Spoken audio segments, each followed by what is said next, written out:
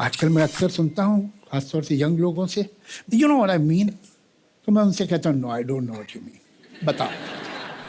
Sounds familiar, isn't it? And sometimes even we have said the same thing and we got to hear the same thing also. No, I don't know what you mean. Now, this gap between the thoughts that are there in our mind, which are clear, and the words that come out from our mouth, this is because the process of thinking in the mind is different from the process of expressing the thoughts into words. And this is exactly what we are going to do today. Translate the thoughts into words by looking at some simple techniques that will help us to easily do this transformation. So you do need to watch the video right till the end, because that is where the third step we are going to discuss. So basically there are 3 stages of converting the thoughts into words: the planning stage, the structuring stage, and the delivering stage. Today we are going to focus only on the planning stage. Now, that stage also comprises of 3 steps. Step number 1, get to know your audience. Now, whenever you have to give a presentation, you have to make a speech, you're always given a topic in hand. So, gather everything that you can about your audience, their background, whether they are school or college students, whether they are professionals, or whether they are experts. What is the occasion wherein you have to deliver this presentation? Is it social? Again, it is educational. Is it professional? What is going to be the setting, the number of attendees? Because this is very necessary. This will help you to direct your speech in that particular direction. Step 2, gather all information relevant to your topic.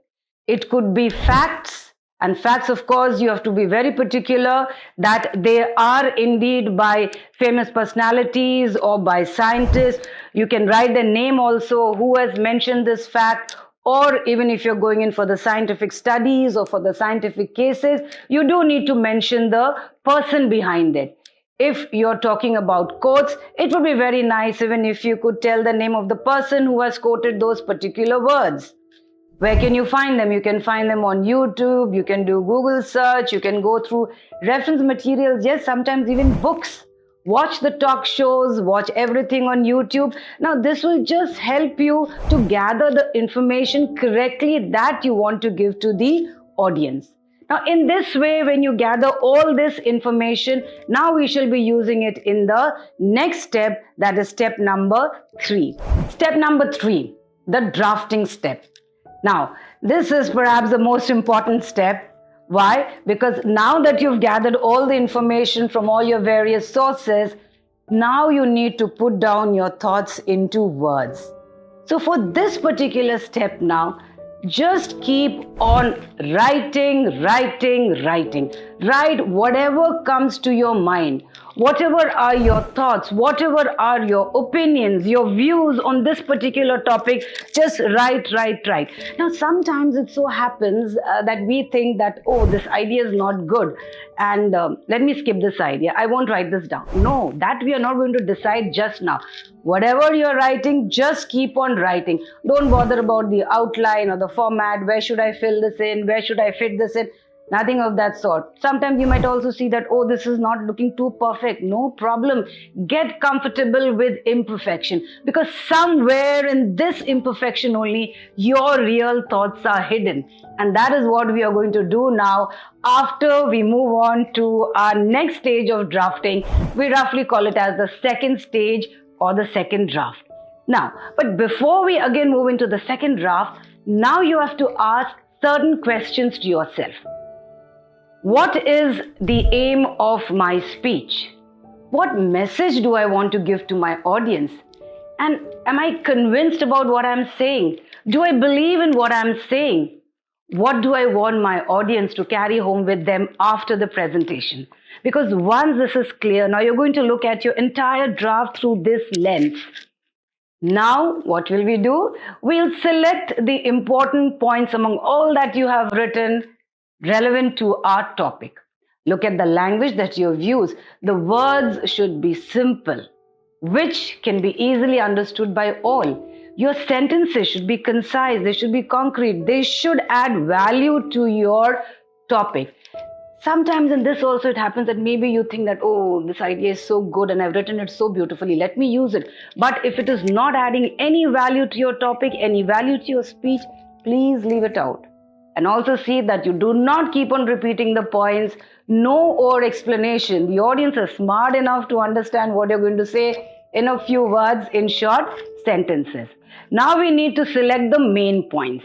Now, how many main points should we select? That again depends upon the time in hand.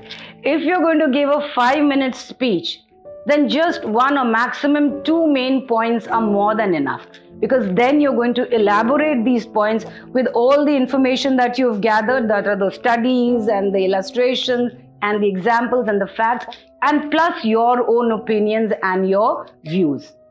If your speech is between 15 to 30 minutes, you can go in maximum for 3 or 4 main points, which again you're going to elaborate.